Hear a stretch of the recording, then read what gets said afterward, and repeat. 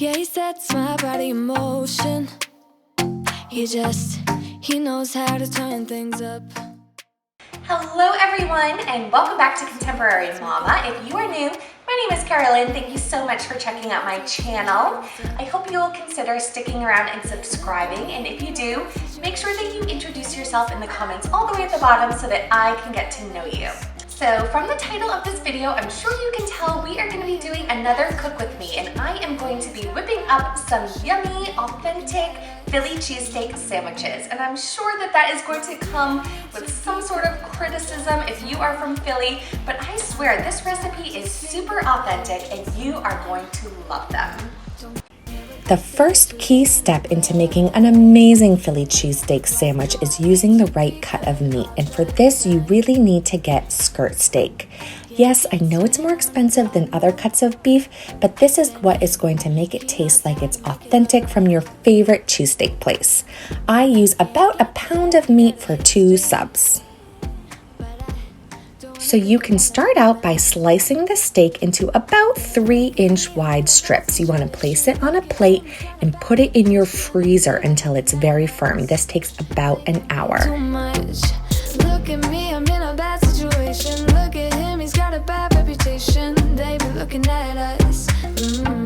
While your meat is in the freezer, you can prep any toppings that you like on your subs. My husband and I love doing green peppers and onions, so I'm slicing those up really thinly.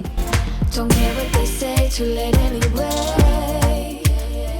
Why do I need to be good all the time?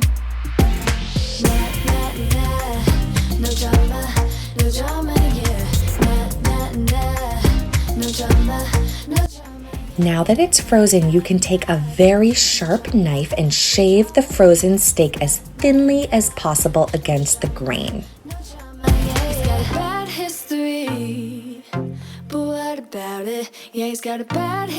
If you're cooking any veggie toppings, just add some olive oil to a skillet and saute those until they're softened. Once your meat is thinly sliced, you can heat a tablespoon of oil in a skillet over high heat. You want to add your meat in an even layer and just let it cook without stirring until it's very well browned, which takes about 4 to 5 minutes. Then you can stir it up and cook it until it's no longer pink.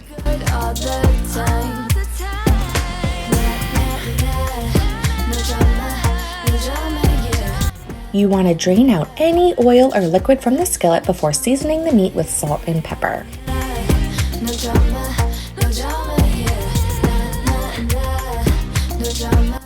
Okay, now we can add our cheese. You want to sprinkle in some Parmesan cheese and then cover the meat with a couple slices of good old American cheese. Yes, I know some people say you have to use Cheese Whiz in order to make an authentic Philly cheesesteak, but I swear this American cheese does the trick just as good.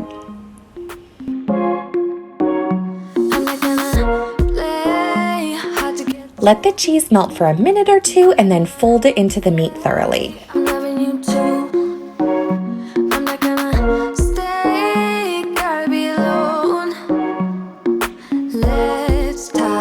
While the cheese is melting, you can stick some sub rolls into your oven to let them toast and warm up.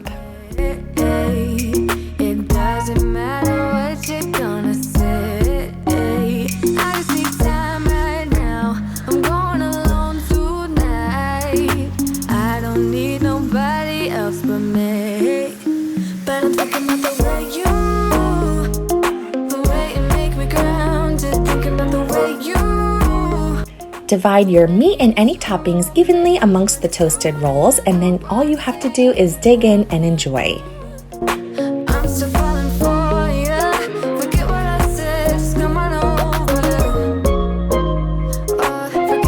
Alright, so I really hope that you enjoyed this video and that you'll give this recipe a try. Make sure you let me know in the comments down below if you do. Don't forget to subscribe before you leave and give this video a big thumbs up if you enjoyed it. I am going to see you guys on Sunday with a brand new video. Bye! Now I'm going to stay for watching. See you next